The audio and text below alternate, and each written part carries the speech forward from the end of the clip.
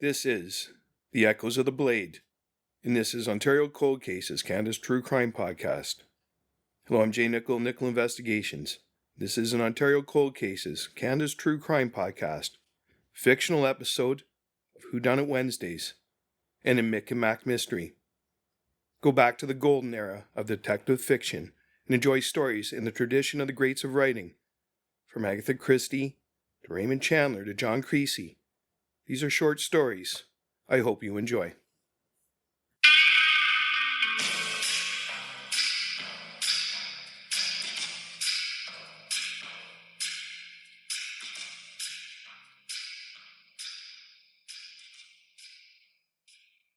Hello, I'm Jay Nickel, Nickel Investigations. And this is Ontario Cold Cases, Canada's true crime podcast. Ontario Cold Cases is a gripping true crime podcast that shines a light on unsolved murders, disappearances, and forgotten crimes from across the province and the world. With meticulous research, compelling storytelling, and a commitment to historical accuracy, we bring you the real stories of victims, investigators, and suspects, stories that demand to be heard. Each week, we take you deep into the world of true crime with a packed schedule of episodes. Tuesdays, historical true crime cases, exploring infamous and obscure crimes from history. Wednesdays, the Mick and Mack mysteries, a thrilling fictional detective series set in 1950s Toronto. Thursdays, World Cold Case Thursday, investigating unsolved cases from around the globe. Sundays, Ontario Cold Cases, the latest episode uncovering an unsolved mystery from Ontario. From high-profile crimes that shock the nation to little-known cases waiting for justice, we uncover the truth, one case at a time. Join us as we explore the dark corners of history and mystery, where every clue could lead to answers and every case deserves a second look. Subscribe now wherever you listen to your favorite podcasts and never miss an episode of Ontario Cold Cases, Canada's true crime podcast.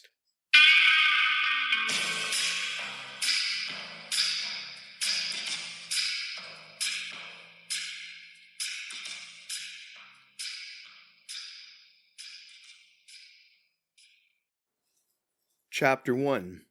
The Ghosts of Yonge Street. Late 1930s. The chill of the Toronto night clung to Detective Bernard Stuart as he stood over the second body in as many weeks. The scene was lit by the harsh, unforgiving glare of the street lamp, casting long shadows that seemed to stretch into infinity, mirroring the darkness of the crime. "This one's just like the last," Stuart muttered, his breath visible in the cold air. He turned to his partner, Detective Richard Dick O'Leary, a man whose face was etched with the same grim determination. Throat cut with surgical precision, left in plain sight for the dawn to find. O'Leary, his eyes scanning the scene, nodded. And something missing again. The first one had her necklace taken. This one her ring. "We're not dealing with just any killer, Bernard." The silence between them was heavy with the weight of an unsolved puzzle. "It's almost as if they're trying to tell us something," Stuart pondered aloud, his gaze fixed on the blood-stained snow.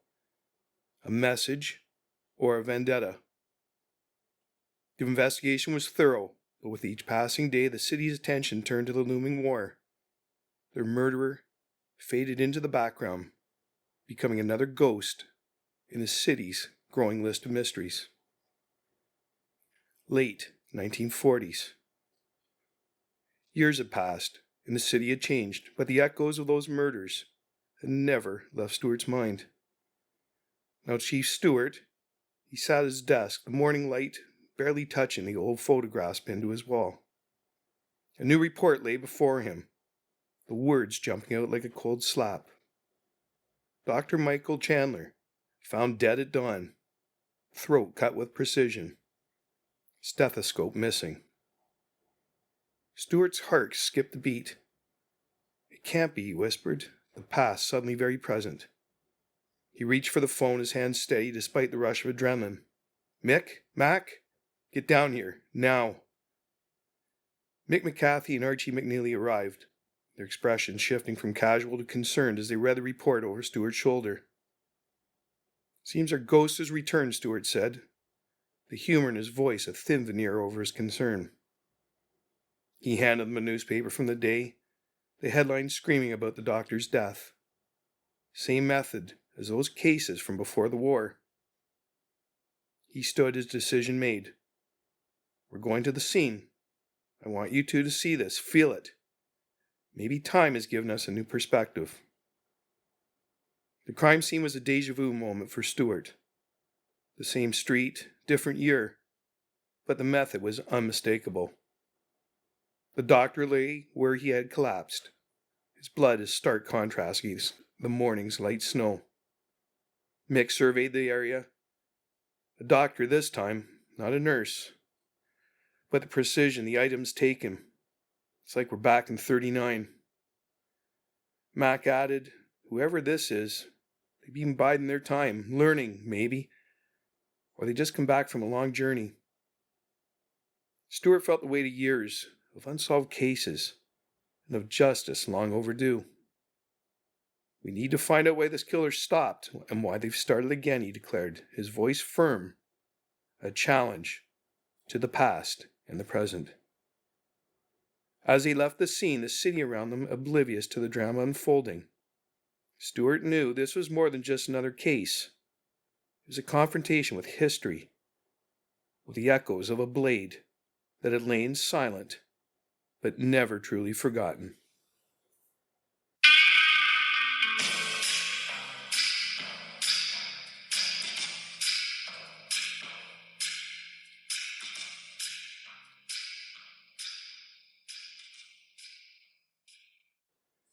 Chapter 2. A Dance with the Past. Mick and Mack found themselves in the heart of a changing Toronto, where the past and present danced awkwardly around each other. They stood near where nurse Helen Beaumont had been found, now a bustling part of Yonge Street, but in their minds, they saw the icy scene from years past. Time does change everything, doesn't it? Mack mused, looking around the modern shops that had replaced the old haunts. Except for our friends from the morgue, it seems, Mick replied, his gaze fixed on the spot. His mind worked like a finely tuned instrument, picking out dissonance in the symphony of time. They had come armed with old files, photographs, and newspaper clippings that Stuart had preserved like relics. In an era where everyone was looking forward, they were peering back. First, they visited the site of the second nurse's murder, now a small park, where children played oblivious to the history beneath their feet. Mick, with a touch of whimsy, remarked, if only these trees could talk, they'd have quite the tale to tell. They then made their way to Toronto General Hospital, a place that seemed to hold its breath waiting for them. The hospital staff, many of whom had been there in the 30s, now bore the weight of years. They interviewed a retired nurse, Mrs. Agnes Pritchard, who remembered the victims. Such lovely girls, she said, her voice cracking with age and memory. They were part of a group, you know. We called ourselves the Nightingales after our shifts, always bringing light to the dark. Mick's eyes narrowed.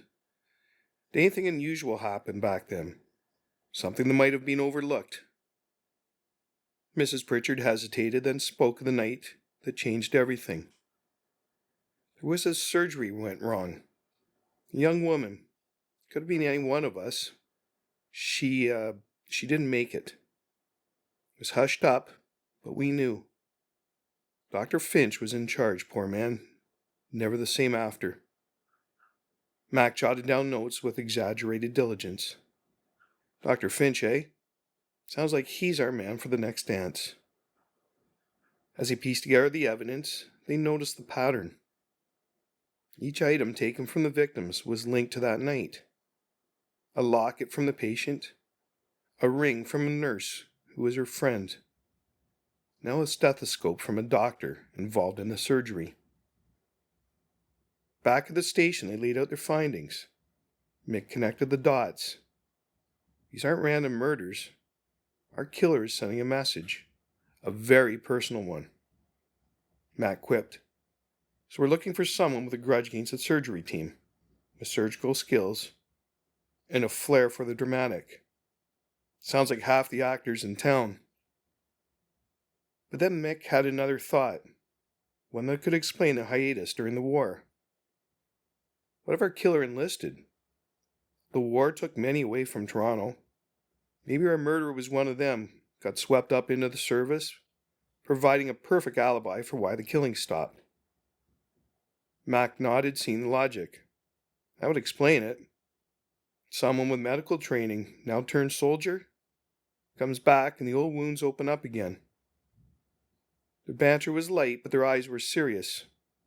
They knew they were dealing with a vendetta that had festered for over a decade, now erupting with a precision that chilled even seasoned detectives like them. As they planned their next steps, Mick looked out the window, the city alive with the promise of evening.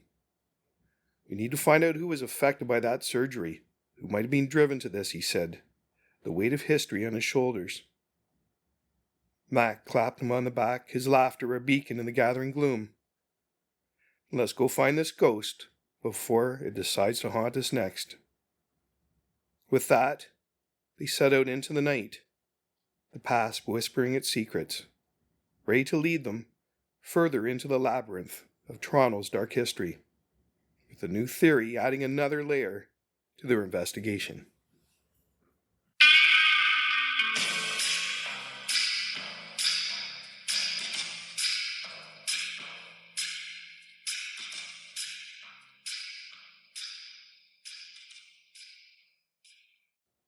Chapter 3. The Scandal That Time Forgot.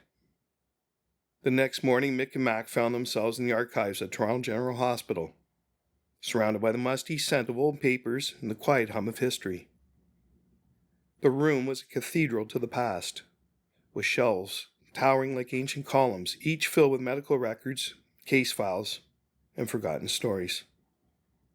Finding a needle in a haystack would be easier, Mack grumbled, flipping through a stack of records with the enthusiasm of a man walking through mud. Mick, however, was in his element, on the hunt for literary clues. He was looking for the thread that would unravel the mystery of the botched surgery. They unearthed a file on the fateful operation. The patient was young, vibrant, named Clara Marsh. Her death was listed as complications during surgery. But the notes hinted at more. A rushed procedure, inexperienced hands, and a missing doctor when things went south. Dr. Harold Finch, Mick read aloud, the name resonating with the gravity of past mistakes. He was the lead surgeon, but there's a note here he left the room right before everything fell apart. Mack accidentally knocked over a pile of papers, sending them fluttering like autumn leaves. Well, if we can't find clues, maybe they'll find us, he chuckled, bending down to gather them. They pieced together the aftermath. Finch had taken partial blame, shouldering much of the fallout alone. Nurses were transferred, doctors resigned, and a veil of silence was drawn over the incident. But the ripple effect was clear. Lives changed, careers altered, and perhaps a vendetta born. Seems like the surgery was the pebble that started our avalanche, Mick pondered, his voice echoing the seriousness. Their next stop was Dr. Finch's home, a quaint, book-lined retreat in a quiet part of the city. The doctor, now in his 70s, greeted them with the air of someone long accustomed to living with ghosts. His home was a testament to his dual loves, medicine and literature, with medical journals and classic novels sharing shelf space. Finch spoke with regret. I've lived with this tragedy every day. Clara's death was my fault in part. I was called away for what I thought was an emergency, but when I returned it was too late. He confirmed what they had pieced together, adding layers to their understanding. There was an investigation, but it was managed. To protect reputations, you see, but one can't protect against grief. Mick asked about any surviving family or friends of Clara Marsh. Finch's expression darkened. She had a sister, Eileen. She was quite young then, but she was there every day watching her sister fade. I've often wondered what became of her. The detectives noted the name, the potential link to their killer. But there was more. Finch had been receiving letters, anonymous, filled with threats and accusations, each one a reminder of that night. Could be our killer, Mack suggested, his tone lightening the mood slightly, practicing their penmanship before the blade. As they left Finch's home, Mick felt the weight of the case settling in. "We have our motive now," he said, his voice low. "Vengeance for his sister lost. A life stolen. But how do we catch a ghost?" Mack, ever the optimist, answered, "By making enough noise that it comes to us." The puzzle was coming together, piece by painful piece, leading them deeper into the heart of human tragedy and back into the shadows of Toronto's medical community.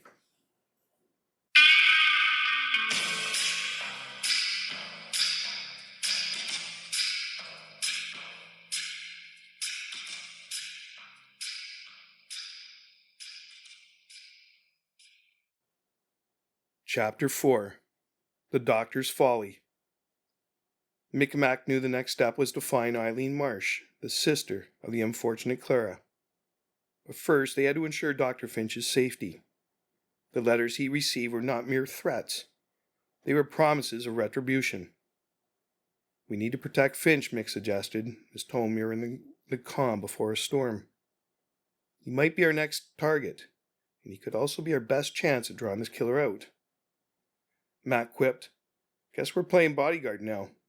Never thought I'd be wearing a nurse's cap." They arranged for Finch to give a public lecture on medical ethics, turning it into a trap for their shadowy adversary. The venue was to be an old, now closed wing of Toronto General Hospital, its echoes filled with the memories of past triumphs and tragedies. Finch, with the gravity of a haunted man, agreed. "If my life can help close this chapter, then I must do it. For Clara, for all of us." Preparations were made with the care of a stage set for a dramatic play. The wing was prepared, lights adjusted to cast long shadows, reminiscent of the crime scenes from years past. Mick ensured every exit was watched, every shadow accounted for. On the night of the lecture, the air was thick with tension. The attendees sparse, mostly hospital staff and a few curious souls, unaware they were part of a grander scheme. Finch spoke with the eloquence of an educated man, wrestling with his conscience, his words a lure for vengeance. As Finch delved into the ethical dilemmas of medicine, Mack, with a touch of slapstick, nearly knocked over a stack of old medical journals while positioning himself discreetly. "If our killer's here, you'll find this place familiar," he whispered to Mick, who nodded, his eyes scanning the room. Suddenly, Mack's attention snapped to a figure at the back, moving with an intent that didn't match the casual audience. He signaled to Mick. They began their silent pursuit as Finch continued, his voice a steady anchor in the restless night. The chase led them through the labyrinthine corridors of the old wing, past rooms where surgeries once saved lives, now echoing with the footsteps of justice. The killer, or so they hoped, knew these halls, moving with the confidence of familiarity. They cornered their suspect in the very room where Clara Marsh had taken her last breath. The irony was not lost on Mick, his voice low. "Looks like history repeats itself, but not tonight." The figure turned, revealing not a menacing killer, but Eileen Marsh, now in her 40s, her eyes haunted by grief and driven by vengeance. She held a scalpel, not as a weapon, but as a symbol of her pain. "I just wanted them to remember," she said, her voice a mix of sorrow and resolve, "to feel what it's like to lose someone because of carelessness." Mick approached her cautiously. "You've lived with this pain long enough, Eileen. Let's help you find peace, not more ghosts." Mack added softly, "You've made your point loud and clear, but this isn't the way." The standoff was tense, the room filled with the weight of years, until Eileen's resolve broke, the scalpel clattering to the floor. She was taken into custody, not as a monster, but as someone caught in the tragedy of human error and loss. Back at the station, they debriefed with Chief Stuart, who listened with the seasoned patience of a mentor. "Good work, both of you," he said, his eyes reflecting the complex nature of their job. "But remember, every case is a lesson in humanity." The night was long, but as dawn broke over Toronto, Mick and Mack knew that while they had closed one chapter, the echoes of this blade would linger, a reminder of the past power over the present.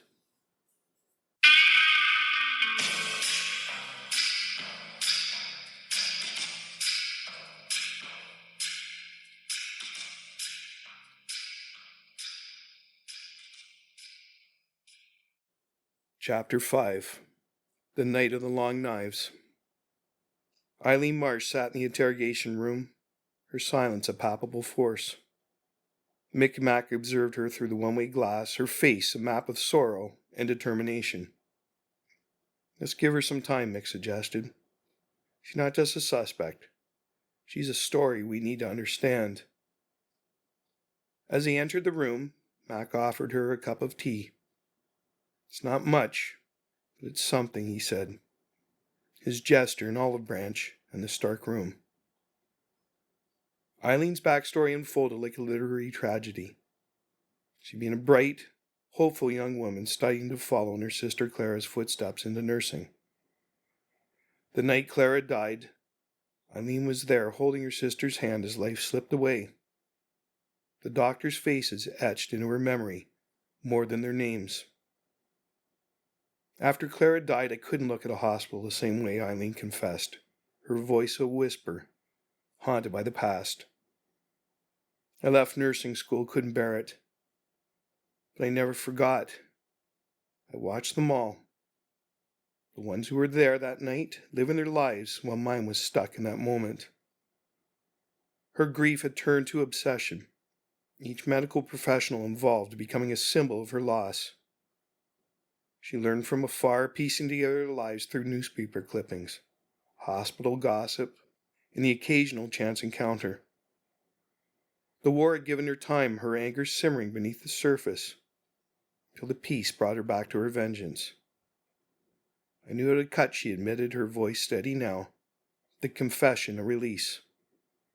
"I worked as an assistant in a veterinary clinic after I left nursing. I learned precision there, learned how to wield a blade." Mick pieced together her journey. "You didn't kill out of madness, but of a twisted sense of justice. Each item you took, was it a piece of that night?" Eileen nodded, tears now mingling with her resolve. "Yes. The locket was Clara's, the ring from her friend, the stethoscope from Dr. Finch, symbols of the night they failed her." Mack noted, "You're one determined individual, Eileen. But this isn't how you honor Clara's memory." The conversation shifted towards redemption, Mick speaking quietly. "You carried this burden alone for too long. Now let us help you set it down. There's another way to remember Clara, one that doesn't end in more tragedy." Eileen listened, the weight of her actions now fully upon her. She spoke of the years after, how she had watched without acting, until something within her snapped, each murder, catharsis, a moment of reclaiming power over her sister's death. The detectives knew capturing Eileen was only part of their duty. Understanding her, providing her a chance at healing, was the other. They arranged for psychiatric evaluation, not just to understand her actions, but to offer her a path forward, away from the cycle of vengeance. As they left the room, Max sighed. "She's not the villain here. She's another victim of that night." Mick nodded, his gaze thoughtful. "We've stopped the killings, but we've got to mend the wounds that caused them. This case, it's a reminder of how deep scars can run." The night outside was quiet, the city unaware of the closure of one chapter, and the beginning of healing for another. Eileen's story would not end here, but would transform into something new, perhaps something redemptive, under the watchful eye of Toronto's finest.